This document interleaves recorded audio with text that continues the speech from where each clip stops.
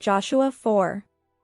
When the whole nation had finished crossing the Jordan, the Lord said to Joshua, "Choose 12 men from among the people, one from each tribe, and tell them to take up 12 stones from the middle of the Jordan, from right where the priests are standing, and carry them over with you and put them down at the place where you stay tonight."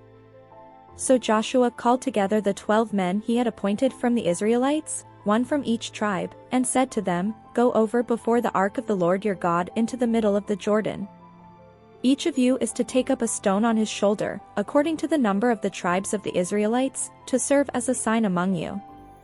In the future, when your children ask you, 'What do these stones mean?' tell them that the flow of the Jordan was cut off before the ark of the covenant of the Lord. When it crossed the Jordan, the waters of the Jordan were cut off. These stones are to be a memorial to the people of Israel forever." So the Israelites did as Joshua commanded them. They took 12 stones from the middle of the Jordan, according to the number of the tribes of the Israelites, as the Lord had told Joshua, and they carried them over with them to their camp, where they put them down. Joshua set up the 12 stones that had been in the middle of the Jordan at the spot where the priests who carried the Ark of the Covenant had stood. And they are there to this day. Now the priests who carried the ark remained standing in the middle of the Jordan until everything the Lord had commanded Joshua was done by the people, just as Moses had directed Joshua. The people hurried over, and as soon as all of them had crossed, the ark of the Lord and the priests came to the other side while the people watched. The men of Reuben, Gad, and the half-tribe of Manasseh crossed over, ready for battle, in front of the Israelites, as Moses had directed them. About 40,000 armed for battle crossed over before the Lord to the plains of Jericho for war.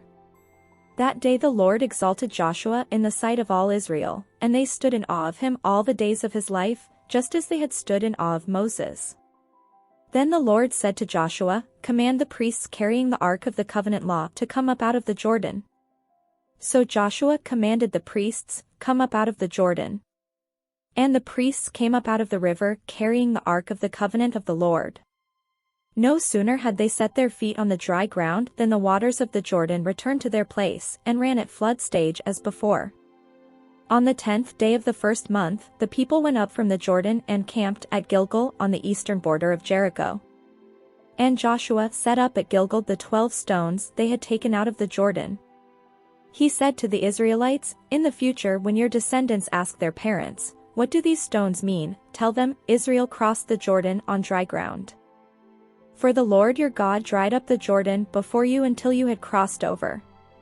The Lord your God did to the Jordan what he had done to the Red Sea when he dried it up before us until we had crossed over. He did this so that all the peoples of the earth might know that the hand of the Lord is powerful and so that you might always fear the Lord your God.